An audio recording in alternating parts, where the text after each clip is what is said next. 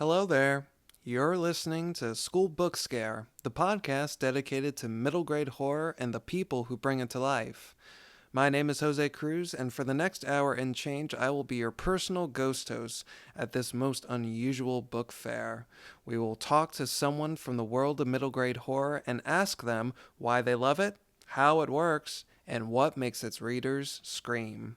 If you like the sound of this podcast, you will undoubtedly love Robbie Dorman's show Blood on the Typewriter. We consider Blood on the Typewriter to be the unofficial Big Brother to School Book Scare, but official in spirit. We would be nothing without Robbie's pioneering show, and the world of horror fiction is certainly a better place because of it. Please do go check it out when you have a chance.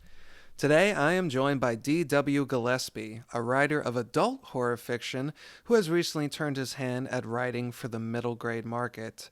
In this episode, we talk about the moving target of success, being terrified of ghosts late at night, learning how to get out of your own way as an author, the current exciting moment that horror is having, committing to the darkness of your story, and how the human need for genuine art will eventually prevail over the scourge that is generative AI.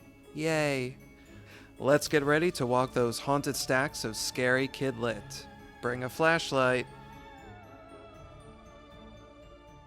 So I'm just gonna jump into it. The first thing I wanted to ask you is it bad that after reading GRIN, the first thing I thought was, I want to play GRIN now?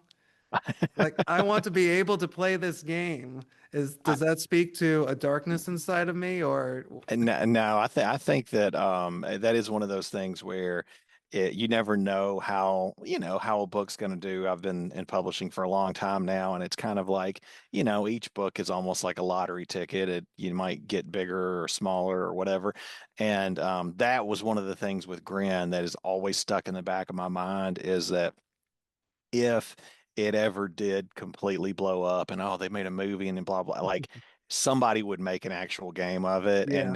and I did have a I can't remember their name at the moment but there was an Instagrammer who actually basically like recreated the cover kind of built it out of basically built an arcade machine out of wood and painted it and it looked amazing and so yeah, that is one of those that would be like back of my mind. I never let go of that as a dream of like, man, playing the game would be fun.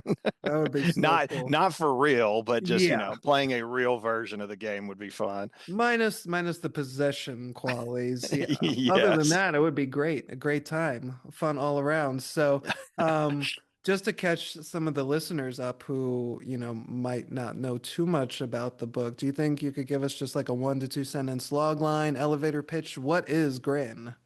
Yeah, Grin it is the shortest way to say it. It is about a possessed arcade machine. That's about as simple as it gets. We can What definitely more do go. you need to hear after Yeah, that, honestly? absolutely, absolutely. And it's, I'm a huge gamer. I have been my whole life. And so that is, it's really, I've been thinking a lot about, because I got my third book on this contract, The Dollhouse coming up. And I've been thinking a lot about, going from adult horror for years to these three middle grade books and kind of, almost sort of, I'm going back to adult horror at the moment, and we'll see what happens with middle grade down the road. But it kind of just thinking through, like, what is this couple of years in middle grade kind of meant to me, and what is it, what are the feelings about it? And I think that more so than anything else, it has just been fun. Like, I Mhm. think on the adult side, you do get into more heavy, dark emotions, real, soul draining stuff. And like this has just been really fun. And so Grin is probably the most fun out of the three for me. It's almost like a slasher movie for kids or something. Yeah, very much so. Very much so. So that's awesome. And we're definitely going to get into more detail about the book as we go on. So you alluded to the fact that you've been a gamer for a while now. And I noticed, in the book there the details that your protagonist describes just these loving feelings of gaming in general, but specifically of the arcade. And I'm sure that's because that's what you grew up encountering and experiencing yourself. So just to kind of put it into words for our episode, what would you say the strange power is that the arcade holds over you specifically?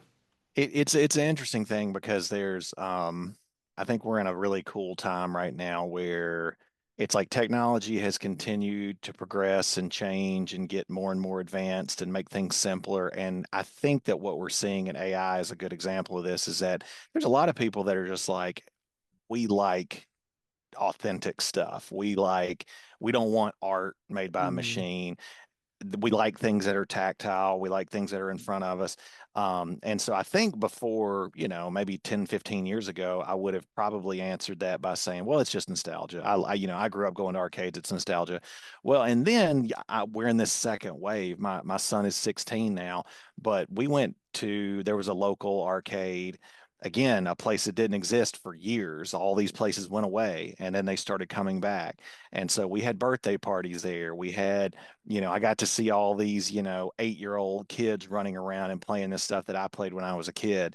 And getting back into that as an adult, I do think that there is something and I talk about this in the book. There's a magic to it. The sights and the sounds of it. There's nothing else in the world that like that background audio sort of feel of walking into an arcade and you can hear pinball machines plinking around. You can hear, there's always like one or two really, really, really loud games. yeah. Dragon's Lair is the one that always comes to mind because it was one of the early games that had like really loud voice acting in it. And so you would just hear just all this stuff and then, just playing the games. It's fun. I've always liked it. So, Yeah, that's awesome. And, I grew up a little bit after your time, but we had a flea market, a local flea market that essentially had like a kid zone inside of it. yeah. And, you kind of even just experiencing that kind of thing, even if it wasn't maybe quite the full magnitude and majesty of the original era of the arcade, there is just this combination of elements that instill, like you said, that magical feeling. Like there's just something different going on in every corner, and you never know what you're going to turn and find. Completely different kind of game, a completely different kind of experience. So it's like this giddy sense of adventure. It's the same as like the carnival. You like just never know what you're going to walk into for good or for bad. Yeah, totally. And even looking back at, I was born in 1980. I even miss some of the super heights of like, Pac-Man fever and all that kind of stuff. Mm, But it's still just I can when we would go to those arcades, even like my wife who doesn't play games at all, we would just have these moments where she'd be like, "Oh, she loves Burger Time or Paperboy. Those are the two that she loved." And I would just see her go to a certain machine and start playing it, and it was this just realization of like everybody likes this. They don't know that they like it, but almost any person, if you get them in an arcade, they will find something that they like, especially a good retro one where you've got all ages, you've mhm. got new stuff, you've got old stuff. It's just a cool thing. Yeah, I love how you put that, that you may not know that you like it, but you really do. That's perfect. The impetus behind my first comment about wanting to play Grim was because Grin was that those were some of my favorite sequences in the book when you were initially describing playing the game, what it looks like, what it sounds like. You did this really excellent job of placing us in this genuinely menacing space. The game actually felt ominous and forbidden. And what that made me think of were, of course, like the urban legends that have especially cropped up within the last decade or so surrounding video games, surrounding arcade games like the Dark Sonic game and I always screw up the name Po- Polybius. Polybius. Polybius, there you Yeah, go. yeah. Yeah, so I was curious, like, were you influenced by those things? Because it had the feel of like, this is one of those forgotten pieces of media, that you hear about in creepypastas like Candle Cove, something that Yeah. you think you remember from your childhood, but you can't quite recall. Was that actually a thing or was it just a fever dream? Yeah, I think it was kind of a mix. It's kind of a mashup of a couple things. I mentioned, the fun, the feeling of fun of being able to write stuff for kids that's still dark and still creepy, Mm, and part of that is this feeling of like tapping into my childhood. And so, my first book was first middle grade book was "Give Me Something Good to Eat." It's all about Halloween, Grin, all about video games, Dollhouse, kind of more about like spooky haunted houses, mm, gothic feel to it. So all three of those books had a different sort of angle and a different part of my childhood that I was sort of tapping into. And with Grin in particular, it was almost like a mixture of like, okay, I've never written about video games before. I want to do something with that. And then the other part of it, which I'm really happy with how it turned out, is like if my what I'm bringing was the kind of old school arcade fan, this other part is almost like the modern, which I'm still connected to. I still play games all the time, but I don't stream. I don't watch a ton of streamers and stuff like that. I do, there's some here and there, but I do consume a lot of, modern game media and reviews and all that kind of stuff. So it was almost like those two things. And I do think that the YouTube side of it, let's call it the streaming, creepypasta, all that kind of stuff, I do think that is very closely tied to this feeling of urban legends and this feeling of, you know, um, hey, have you heard about this game that kills people? That yeah. so yeah, it's almost like I'm pulling, pieces from different corners of my different slices of my life and like pulling them all together there. So even though like I'm if I was to pick a character that I'm probably most like, it is probably Bill, his Hmm. uncle. I'm not like this God, what's his Mr. Griller, the streamer.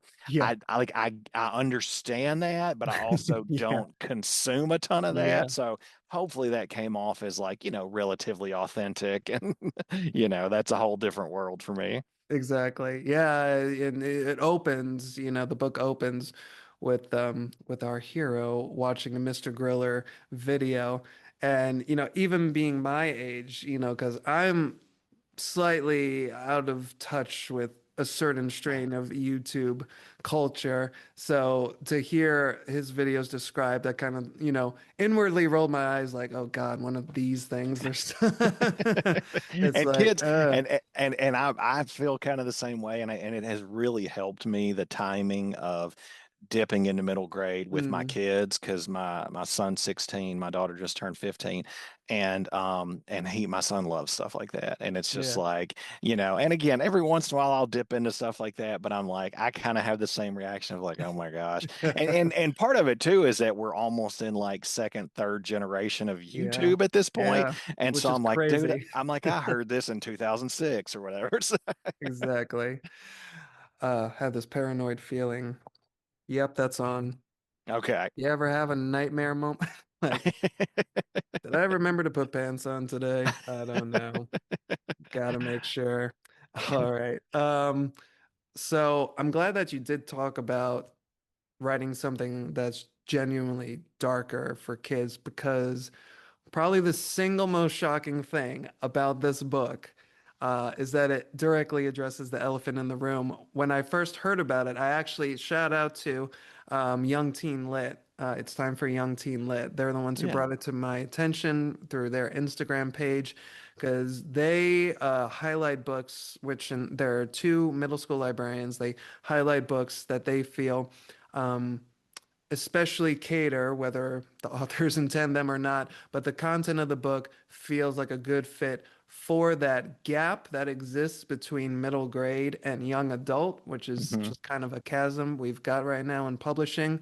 So, really targeting the interests and the complexity that your 13, 14, 15-year olds are looking for without getting into some of the more intense side of YA on the other side. Yeah. So thank you for Young Teen Lit for pointing that out. As soon as I heard that this was a book about an arcade machine possessed by the soul of a serial killer, I'm like, stop everything right now. How can I get a hold of this thing? This sounds amazing. I can't, like just that feeling of being bowled over, like, what? There's a that actually exists? What? Where can I? What? Huh, so I had to track this thing down, and I was like looking at my libraries, and it didn't pop up. And then, as if by just manna from heaven or hell, in this case, I saw it on display at an old public library that recently renovated and got lots of new materials. Just happened to be in there with my family one day, and there it was on the shelf. I'm like, mine.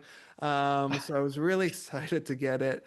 But that is the element of it that I am probably the most curious about, because your villain, like we just said, it's a capital S, capital K serial killer. There's no mincing and pussyfooting around that subject. But this is a book that is being marketed as middle grade.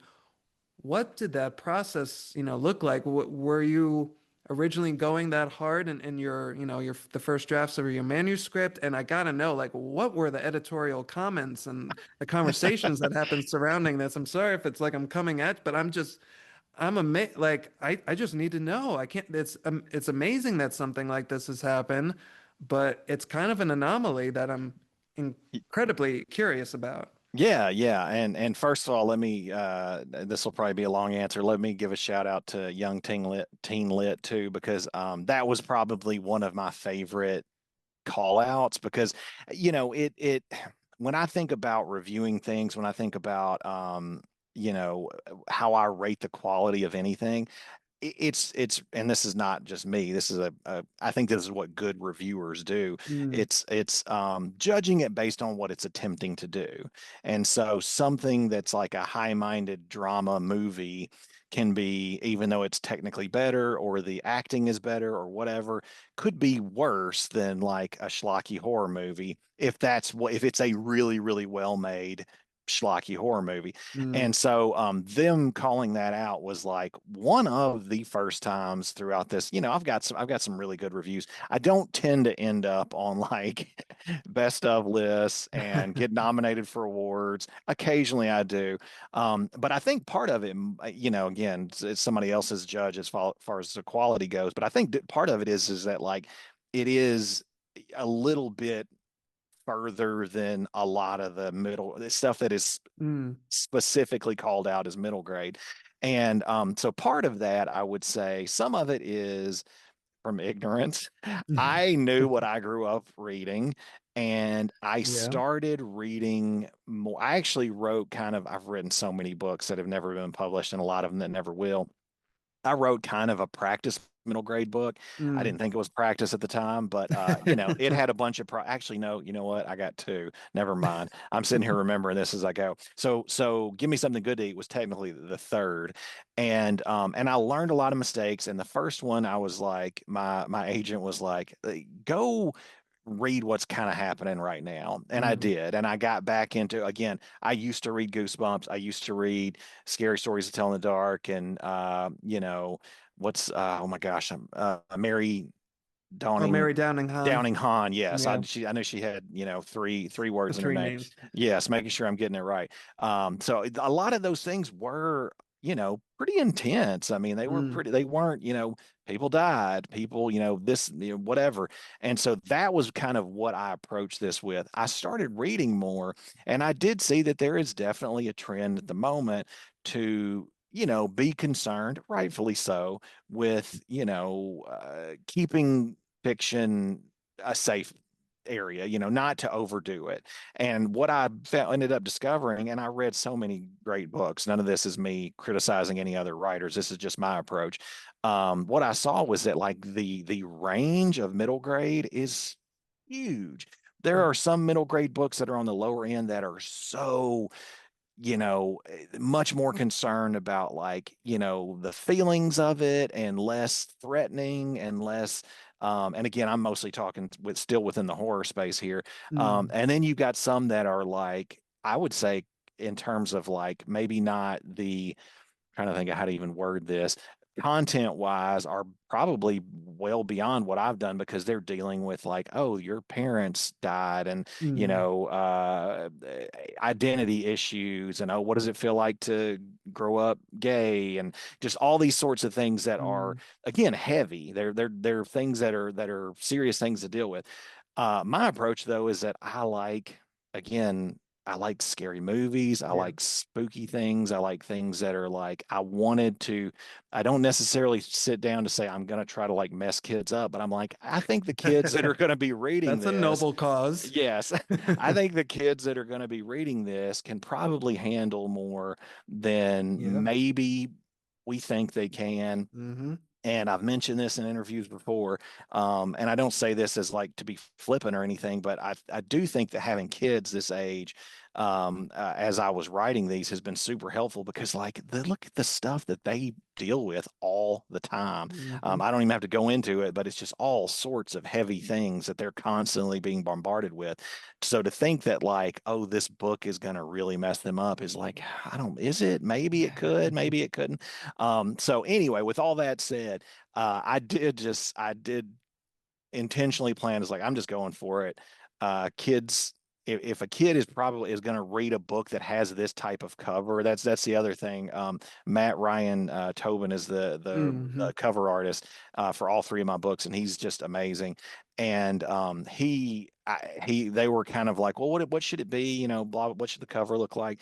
And I was like, well, it's got to have the arcade game. And then he stuck the scissors in there with the blood running. I was like, that's it. That's it. That's perfect. Mm-hmm. And so I just was like, I'm going to go for it. It's going to be a serial killer. I did get some notes, and I can't remember exactly what the note was from my editor. And my agents were like, "We love it. This is great." I think I can't remember if it was specifically, can we get away from not calling this a serial killer? Or there Mm. might have been a scene or two of there's like you talk about the game scenes where they're inside the game and you're Yeah. almost seeing like pixelated versions of murders. Yes. And so and again, I knew I'm not crazy with this stuff. I'm not trying to do Terrifier for kids or anything, but I am, I'm like, we can blur the lens a little bit and show Right. them some scary stuff and make you believe that this is, again, in my mind was like a slasher for kids. We don't see slashing in this book really. You kind of Mm-hmm. see those little quick flashes, but he is a slasher villain. We're Right. getting him it's like we're getting Chucky, like, Mm-hmm. after he's in the doll or whatever. And so the note was something along the lines of like, does he have to be a serial killer? And and at this point, it was the second book of three. I'm getting more comfortable with kind of, pushing back and like not in a negative way because my publisher was great, but I was like, I think it needs to be a serial killer, and they were like, okay, we'll let it go, and so thankfully they did because again, it's the sort of thing that like I feel like kids are aware of these types of things. If they're the type of kid who's interested in a pretty intense, like you said, between YA and middle grade experience, then they'll be fine with it. Yeah. Wow. That's awesome. And yeah, I mean, that was one of the reasons that segment, the gameplay segment was so effective was even I, knowing what I knew going into this book, to see that was still like, oh my God, there are pictures of his past murder victims on the walls, but it's not this feeling, it's not a nauseous feeling. It's not like there's explicit gore being depicted on the page, but there's just enough of that suggestion to creep you out. That's what that sequence really was. It was genuinely creepy Yeah, because it's the idea of, being as you're witnessing all these past crimes, you're actively being pursued by yeah. this hunter, this spirit, and he's, m- murmuring sweet nothings to you as he's on your tail. And that's what makes it so effective. That's what makes it creepy. And like you said, just And I've talked about this before on this podcast and in other places, but that's actually one of the things that I love the most about, and you can of course do this for adults, but with a younger audience, it's almost expected, but I love it so much when you can depict something that's more on the visceral side, but you kind of blunt the edges a little bit, or like you Yeah. said, you blur the lens, but that actually makes it worse. That's one of my favorite things is like when you kind of allude, like when you were, I think there's a sentence in there along the lines of, somebody who's just laying face down in a puddle of red. You don't have to say any more.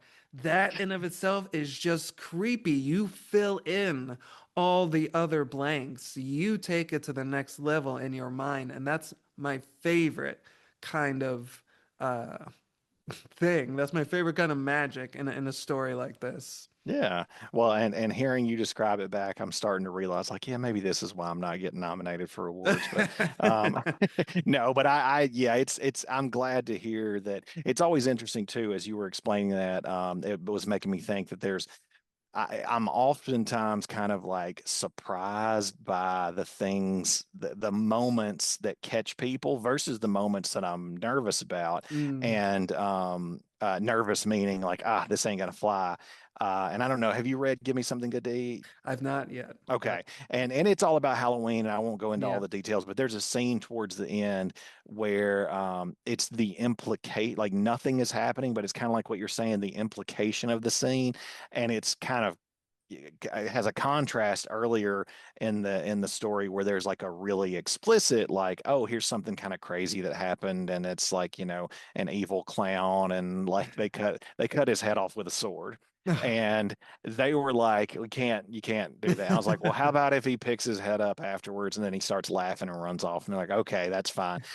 This scene at the end is so deeper and so darker that I was like, they are gonna flag this, and it went. And so again, it's all you just you Wow. never know. And so with Grin, the other one that got me really good with Grin was the scene where and again, obviously we're in spoiler territory here, but the arcade machine takes over, kind of Yeah. possesses people, and it possesses the kid's uncle. And there's a point where the uncle is just sitting in his office of the arcade, and he's just kind of absent-mindedly bored, cutting magazines up, like cutting people out of magazines and like Hmm. drawing smiley faces and just absolute psycho stuff. And again, for me, I was like, oh yeah, it's a good little detail. And my agent was like, that really bothered me. And I was like, yeah, again, you never know what's going to get Right. people. Well, first of all, I'll say good job on selling me on give me something good to eat like immediately. So appreciate that effort on your part. This is as good a time as any to say my friend Robbie Dorman on his podcast says this all the time. If you're listening this far and if you're giggling like a maniac like we are, just pause the episode and go buy that book because it's awesome. Yeah. And give me something good to eat while you're at it. Just throw it on top, little cherry. So, speaking of your other books, from what I've seen, it looks like everything that you've published so far to date, whether it's been for adults, whether it's been for a younger audience, have all been horror stories. Mhm. So, my question was, do you consider yourself a horror author?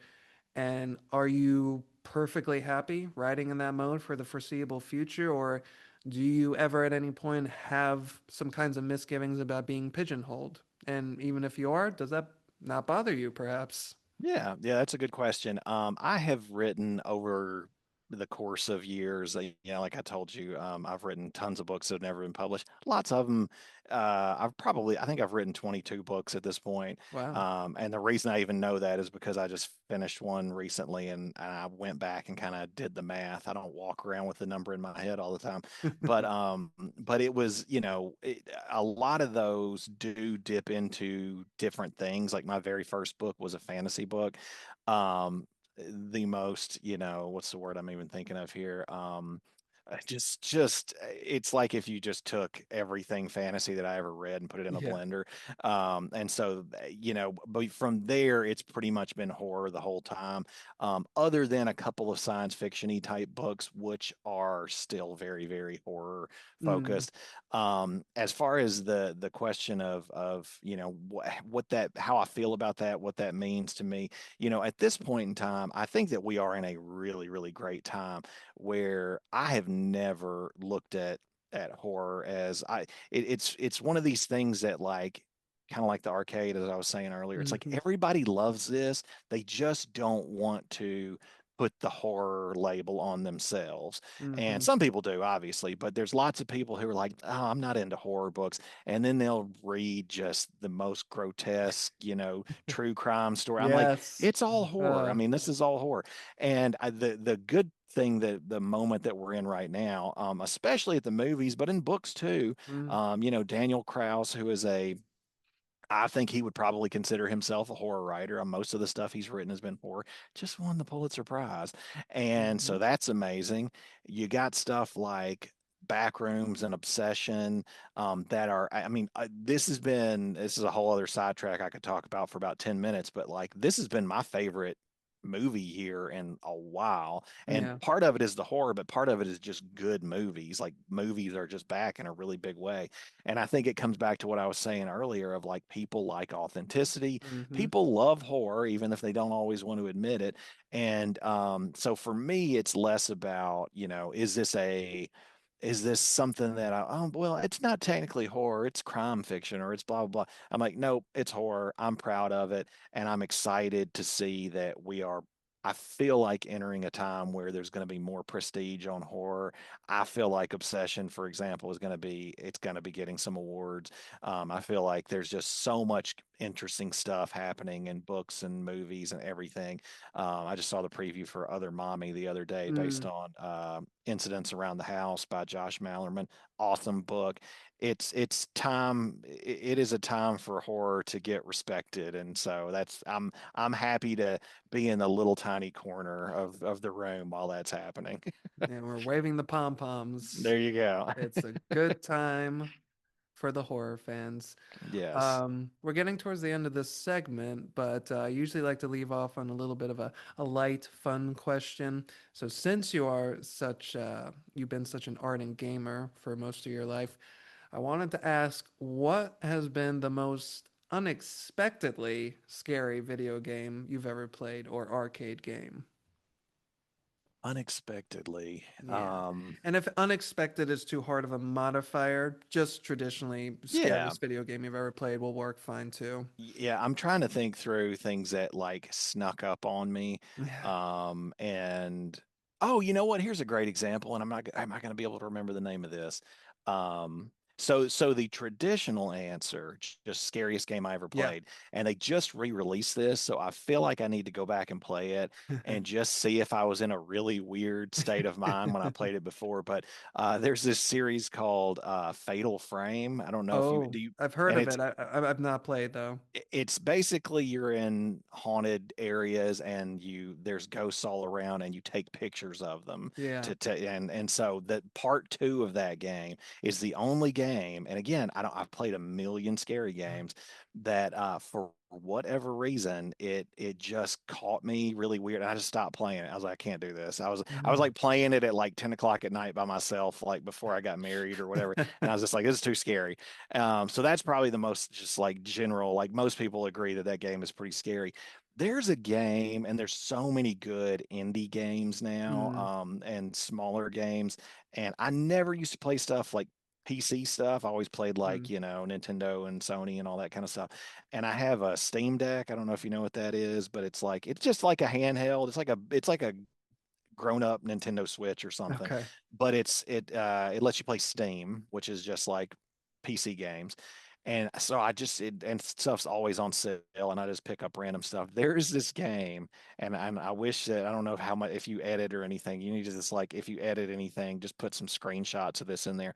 Okay. It's called Faith, and it is a it's almost like GRIN because it is a pixelated, I mean, it's a newer game, only a couple years old, but it is very, very pixelated, tiny little characters.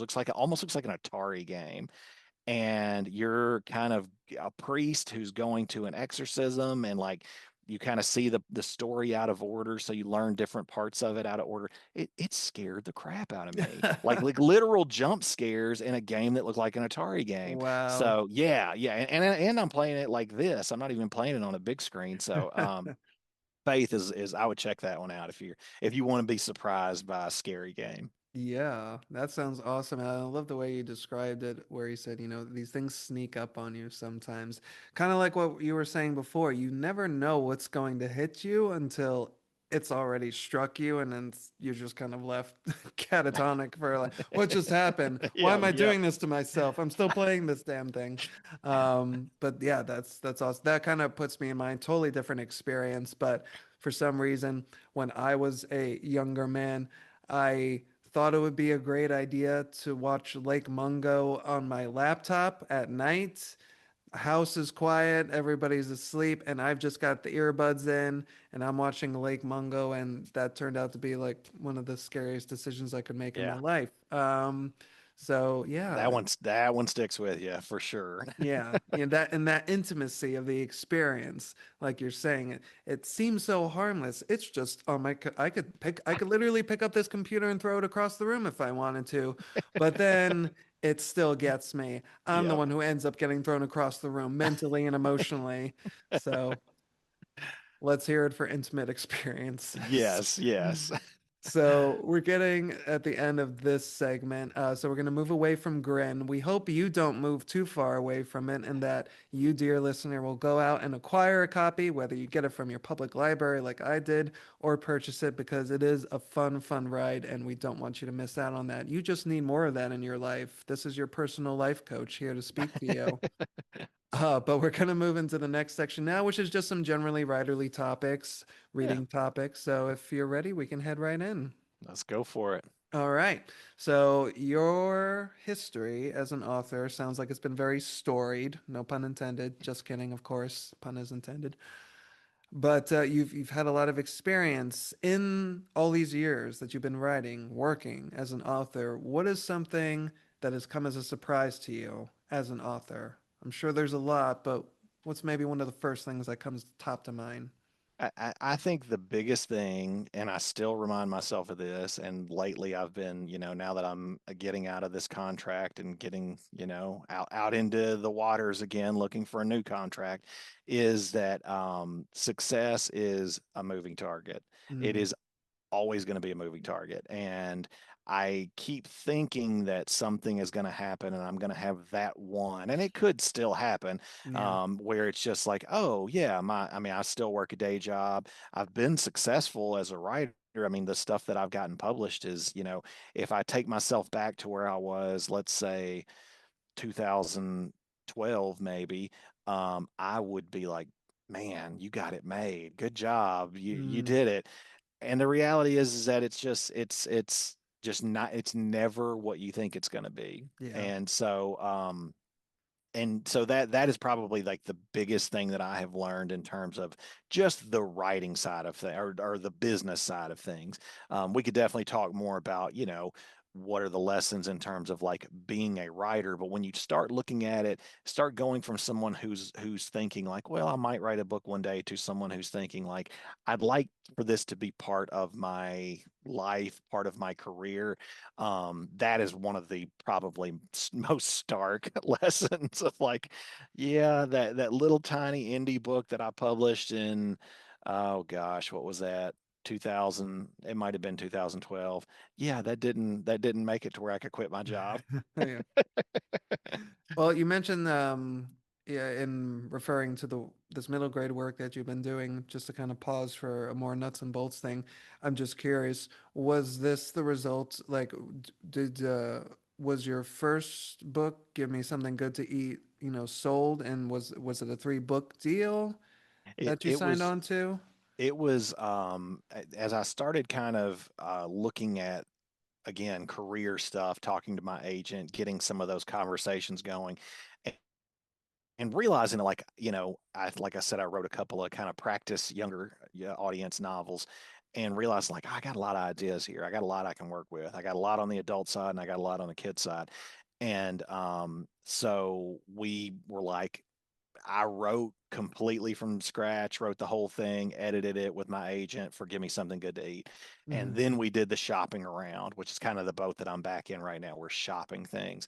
And as we got with the publisher, and they liked it and they agreed to publish it, we started, me and my agent, having the conversations like, should we pitch some things? Should we try to get some, what should we try to do? And Mm. so I ended up putting together, I think it was 5 pitches that each one was like, I don't know, a page or something like that. Mm. And we sent it to them, kind of held our breath, and they said, they didn't choose them all at that. They didn't say this is 2 and this is 3, Yeah. but they said, you know what? We like you. We think you're a good writer. Let's go ahead and just sign you up for 2 more. And so that's kind of what it's been. And GRIN, we did at that point at signing decide on GRIN.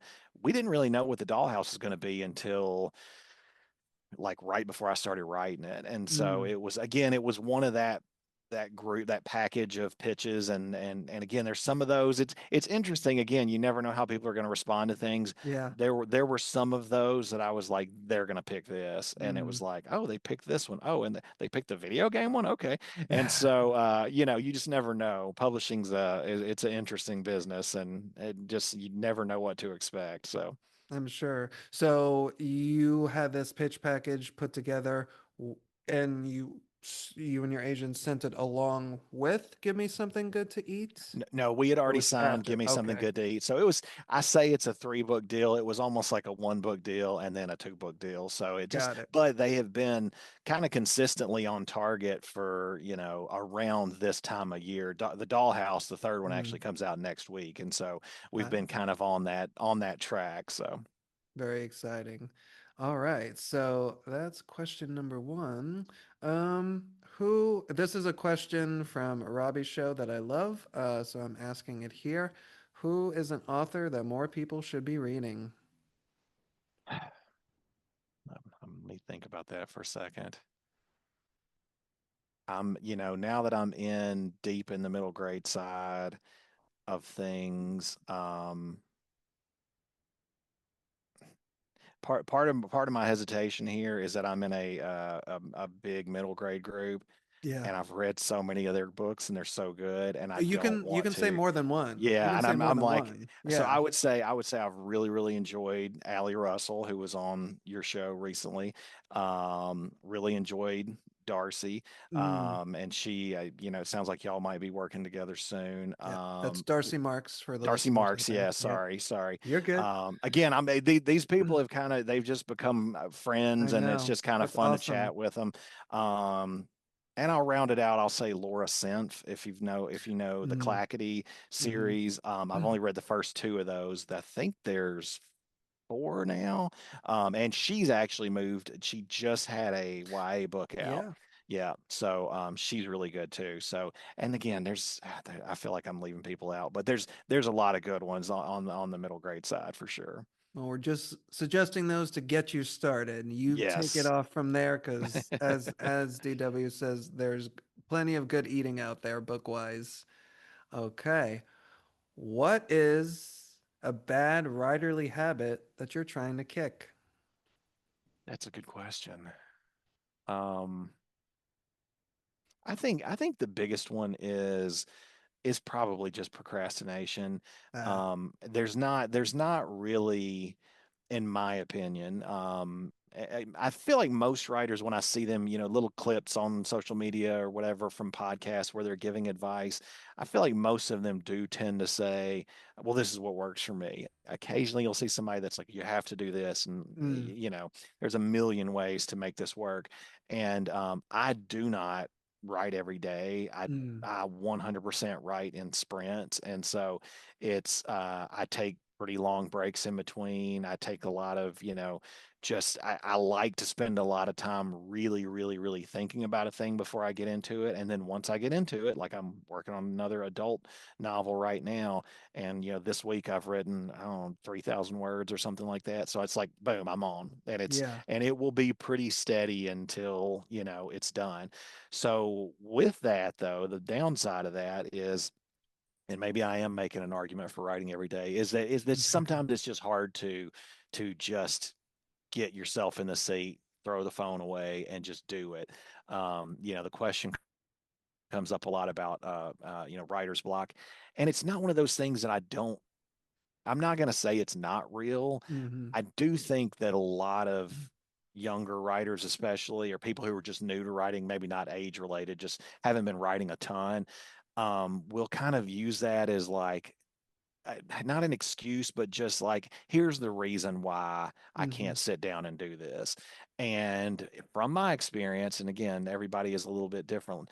My experience is that you can sit down and do it. You can power through it. You can, little tips that I've learned over the years of like, if I'm coming to a passage, let's say research. Sometimes I'm really, really good about getting the research done before I Hmm. start writing a certain thing.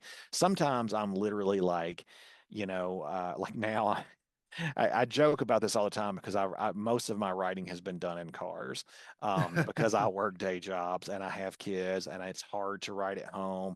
That sounds like the title of your memoir. Most of my writing has been done in cars, the yes. D.W. Gillespie story. Yes, yes.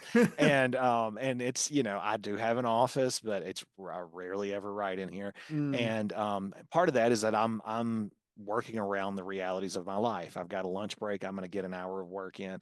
And right now, the place I'm working at right now has a parking garage and there's no cell service in there. uh, And so this is a good example of my sort of procrastinating on research. I need to explain how some mechanical thing works for this one scene, and I have no clue about it. And I'm in the car, I'm locked in, and I don't have cell phone service. I will literally say details later and just yeah, keep going. yeah. And that's fine. And I think that Hmm. that's good. And so yeah, I think just getting over that natural human tendency to not get your butt in the seat and get work done. Yeah. Well, I love a lot of the things that you just said. One of them is, and speaking to this idea of procrastination, not even necessarily that, but like you said, just kind of um, dealing with the realities of life that you don't always get to write every day. Hmm. And yet, look, somebody looking at you from the outside who didn't know that, they're like, wow, look at how prolific this guy is. He's got like a book coming out every year. So I think that's actually good and healthy for people to see who are working under the thumb of that advice that you hear all the time that you need to make sure that you write something every day no matter what, because it's just not going to happen unless you do. I get the thinking behind it. It's good to build up Yeah. that discipline in yourself, but people being people, and especially writers being the type of people that so many of us are, that ends up as a form of whiplash if you don't get to it, and the next thing you're just like emotionally just the I Yeah. didn't do it. Yeah. I failed, and that It's becomes its own hurdling block in totally. of itself. It's like I'm not I go up and down with like I love eating terrible food. Like the whole Taco Bell news, like everybody's like, "Oh, stay away from Taco Bell." And I'm like, "Man, Taco Bell sounds good right now." Um which is not, it's dangerous to do at the Yeah. moment. But like it's very similar to like locking in on like a diet or something. It is, Hmm. oh, I did good Monday, Tuesday, Wednesday, Thursday. I kind of fell off on Friday. Well, who cares? Let's just start again on Monday. Same kind of thing. It's just Yeah. it is a very, and it's just human nature. I think it's an all or nothing, sort of mentality, and it Hmm. just doesn't have to be that. And the other thing I would add to that too is having kids, like I said, they're 15 and 16 now. So I've gotten very used to, how life changes and, you don't get used to anything because it's not going to be the same for too long. Yeah. But it's one of those things that sort of helps to crystallize. You start to understand what are the things that are actually important to you. Mm, And it doesn't have to be, it could be anything. It could be, oh, I started a new job and it's really hard, or oh, I'm trying to get in shape and I have to work out a certain. When time sort of gets drained out of your life in ways that maybe you're not expecting, it teaches you, oh, what do I actually care about? mm, And so for me, it was like there was a time there when my kids were really, really young and I had basically two babies at the same time. I'm like, man, I feel like I'm losing it as a writer. I can't mm, focus and blah blah. And the reality is that no, it was there. It was just, it was trying to figure out how to work around the realities of what my life was. And so yeah, and it's the talk about being prolific.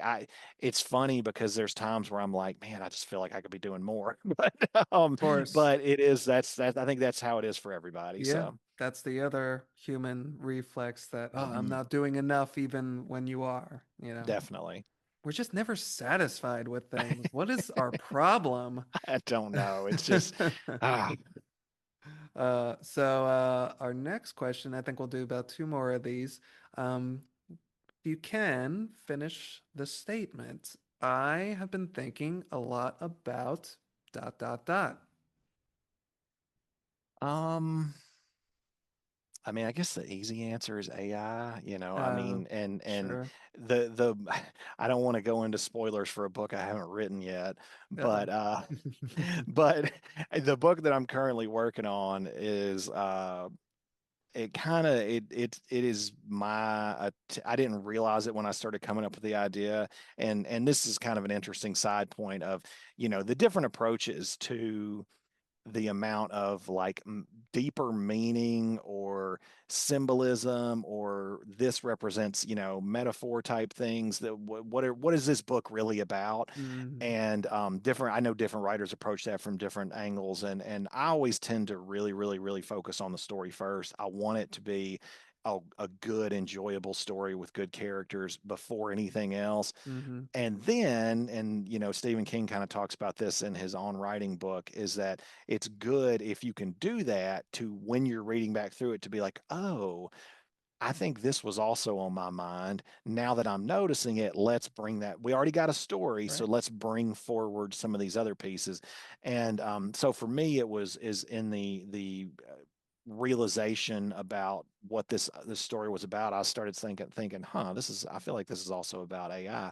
And so I think I feel like most creative people have been sort of on the roller coaster for 3 or 4 years now, or the whiplash of like, we're all screwed, we're all, it's gonna eat everything. And sorry, do you do edit these, right? Or do you Oh, not? yeah, no, Just yeah, I okay. do, but I you're fine. realize You haven't. that we are more of a middle grade focused, and so I don't want, if you want to Oh, cut out me saying no, screwed, that's fine. no. Oh, yeah, you're fine. You're fine. Okay. Yeah. Sorry about that. A little sidetrack. But Mm, yeah, it is. I think most creatives have felt this whiplash of, are we in trouble? Is everything we're doing going away? mhm, Are we gonna live in a world where no one respects or cares about art at all? And what I've seen through my kids, so exciting, honestly, mm, just thrilled to see. At first, yes, it's like, oh, so and so is doing their homework with Chat GPT, and oh, we're making stupid, AI pictures of people, and yeah. it's this toy kind of thing. But then after a couple of years, they're like, everything is slop. They hate it. hmm They're so sick of it. And it's so exciting. Again, I go back to the movie stuff right now, is and it's true on the book side too. There's just this huge pushback against inauthentic things. We don't want something that feels like it was just cranked out of a machine. We want something that feels like it was made by people. hmm And it's still a huge risk. I mean, the book side, I just saw the other day a graph that, in terms of like self-published books, that AI books have now like doubled the number of actual books. I'll just call Wow. them books that are being published each week. And so it's still a big risk, and it's still on my mind. But I also am feeling more positive about it. I am feeling more like, yeah, it's they meaning, you know, the tech people who own everything, Mm, they really, really, really want us to believe it's hopeless. They really want us to believe that everything is going to be this, that everything is going to, that you're going to have to, you just take this mindset that we've been seeing lately and extend that by 10 or 15 years. And you've got like, I don't know, like 1984 or like mm, Soylent Green or like yeah. one of those like old movies or something. And people are kind of universally starting to say no. And the only people that like it are the people that think they can make money off of it. So yeah, I'd say I've definitely been thinking about that a lot lately. Yeah, it sounds like you put a little thought into it, just a little bit. Yes. But no, I hear you, and I think like just to briefly echo what you said, I think like you were alluding to, it's just a drive. It's just this basic need inside of us that has been bred and used for millennia, that we like making Hmm. things. We Yep. like creating things for each other. So the idea that for as big and bad as these companies are and how prevalent, you know, AI has become, and that, I just had to close an AI prompt to open up this Zoom meeting. Like it's just every people are going to revolt against it because Hmm. it's like what? It's not even a baby. It's like it's embryonic at this Yes. stage. So it has no foothold. It has no mental or emotional foothold unless, like you said, the only domain in which people are, championing it or wanting to use it is like the more utilitarian purpose of, okay, well, what can it do for us? Can it make me my book? Can it, Yes. do this? Yes. That artistic drive, and not just the artistic drive to create, the artistic drive to consume art, experience art, that has been with us for practically forever, and it ain't going anywhere anytime soon. So it's Yeah. not to say, hey, tech companies, it's going to take you, is that the worst you got? What else can you possibly do to, implant this Yeah. thing further into our brains? I'm not saying do that. Don't do that. Just go away. Oh, Just if they go away. can, they'll Yeah, try. Yeah. Yeah. That exactly. what you said there too reminds me of again, just this kind of key idea of this new story that I'm writing, which again, I don't, it might bore people that they don't even know what this story is, but real quick was it also deals with religion, Mm, and I'm not the most religious person in the world. I do, have beliefs that I don't try to be, real preachy about or anything. But it is this concept, like you just said, of like, well, humans are supposedly created in the image of a creator. mm, So that makes us creators. We just want to make things. And taking away the ability for us to make things, saying we're going to make things for you forever from now on and you're going to be happy about it. It ain't going to go well, is my opinion. So yeah. anyway, so No, sorry, that sorry for was talking about a book that may never exist. Who knows? spoiler alert for a thing that doesn't, yeah, isn't even Coming here. But no, 2030. you put it beautifully. Like I never heard it phrased that way, that we were made in the image of a creator, so we naturally want to create. I think that's really wonderful and perfect pin in that, and a great, put that on a shirt. And There let's you go. make a big mob and a big line and just stand in front of that. Yeah. Okay, so since we talked not so much a heavy subject, but we talked heavily about a subject. Just like the last segment, I kind of like to leave things on a lighter, fun note with this Yeah. section. So my question is, if you were a wrestler, what would your entrance song be? Oh man, that's a good one. Didn't see that coming. Oh my gosh, what? And see, I'm this trying. is one of those questions that's like you ask somebody, I've never heard a song in my life. I've forgotten all of them, literally, the second Yeah, that you asked. it does hit you in a weird way, in a weird part of your brain.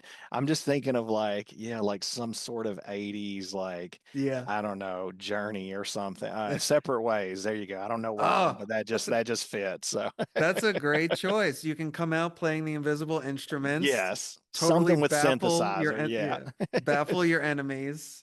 Like, what is this guy's deal? Like, all right, he's writing books that are invisible. He plays instruments that are invisible. What is happening? All right, so that'll be a wrap for that section. We're bringing it home. Our last segment I like to call darkness and light because in writing middle grade horror, it's kind of the onus is on us to depict both sides.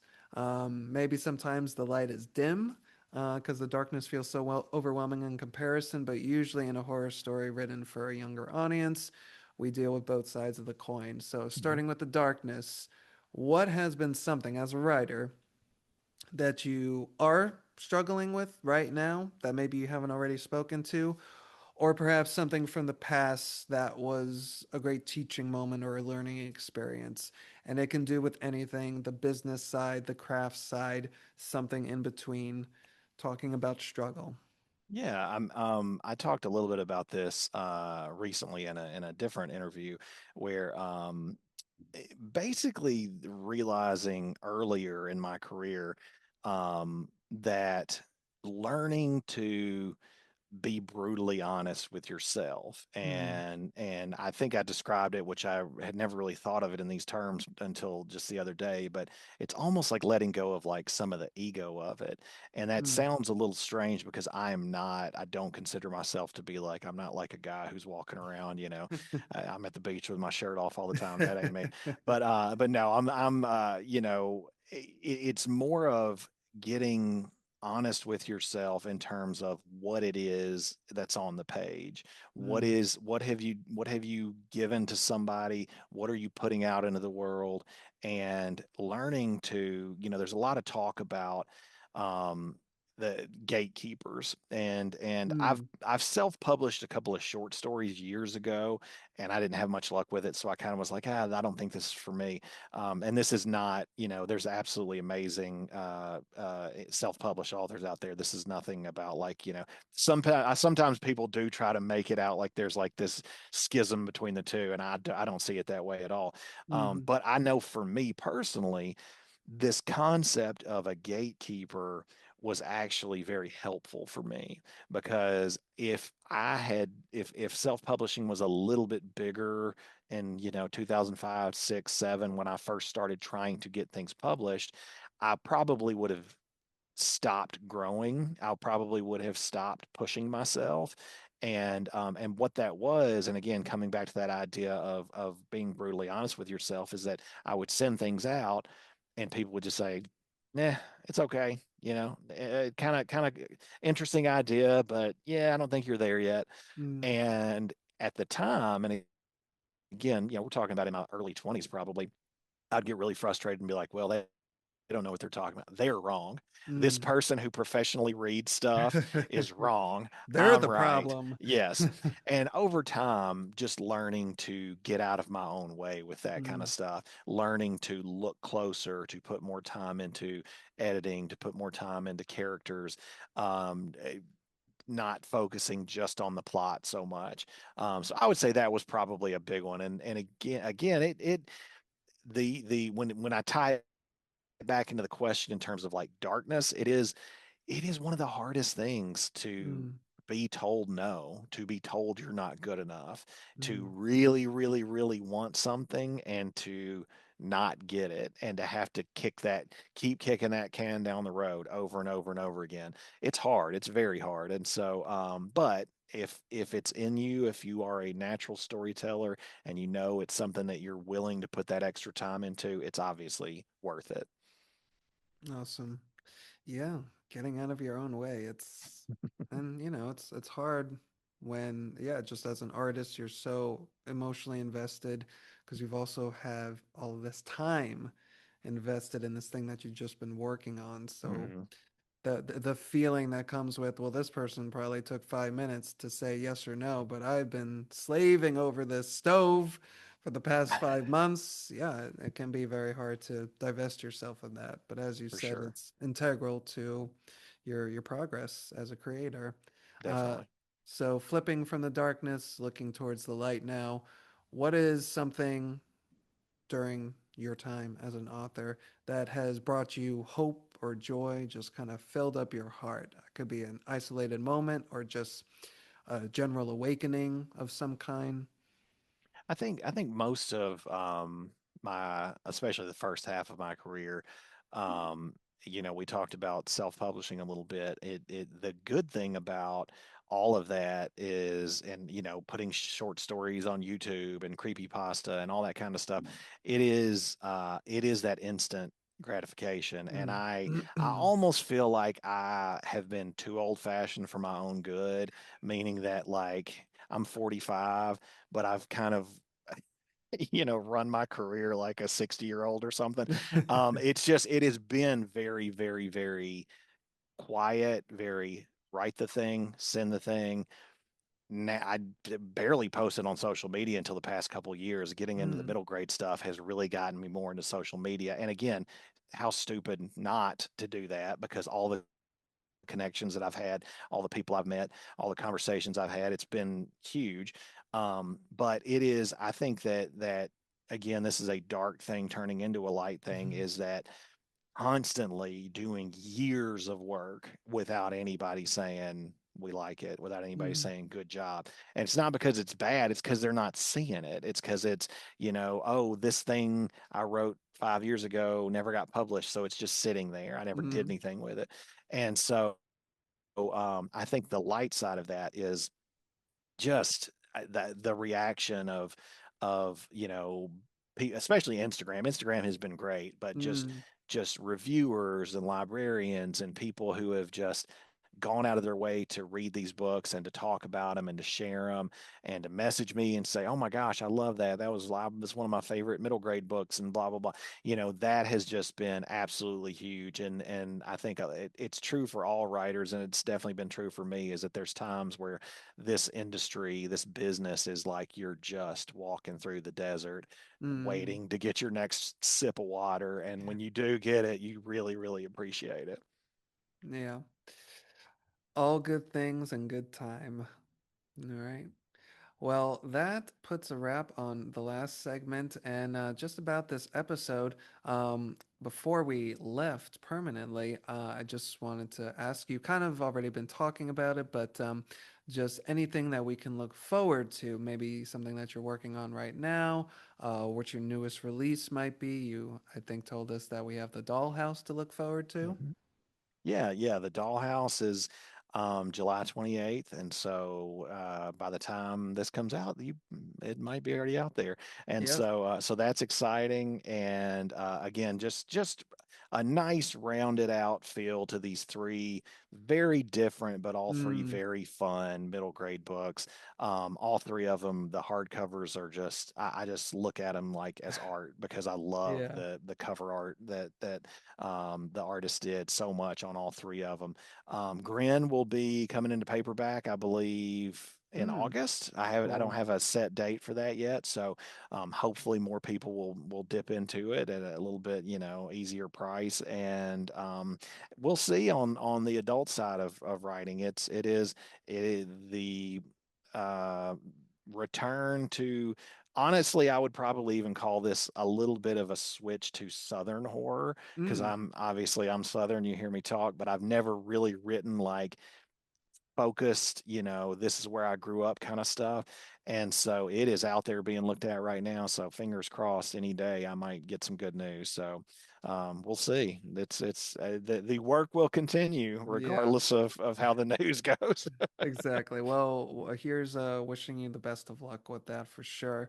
If we're interested in finding out more about you, more about your books, where might we find you? Probably the easiest place is my website, dwgillespie.com. And you can follow me on Instagram. I'm on Facebook. You can send me a friend request there. I'm kind of on TikTok. I don't really do it. I'm trying to get better about Does TikTok, but uh does I'm does does anybody want to be on TikTok really? yeah, I don't know. It seems like it's good for business. but I haven't been Yeah. able to make that, a turn on it yet. So Well, we will definitely look those up. Definitely look up DW's books because I promise you, you're not going to regret it. DW, thank you so much for taking this time to join us on School Book Scare, and it's been great having you. thank you so much. It's been a fun conversation. Thank you again to DW Gillespie for joining us on this episode. You can purchase GRIN wherever books are sold, or get it from your local public library, like I did. Whether you buy it or you borrow it, we highly encourage that you leave a review whenever you might have a chance, because as we know, reviews are integral to the shelf life of books, and everyone really helps. If you enjoyed listening to our chat here, be sure to leave us a review or a comment to let us know what you thought. Are you someone, or maybe you know someone, with a passion for or a position on middle grade horror? Reach out to us at schoolbookscare@gmail.com. We love hearing back from our listeners and meeting new people, and if we can provide an outlet to share your thoughts on the show, we will do our best to make it happen. You can follow School Book Scare on YouTube and Instagram at the handle Haunted Cruise for full video interviews and general updates. And thank you to you, dear listener, for returning to the School Book Scare. We hope you found something on our shelves that was just right for you. Until next time, be good and read scary.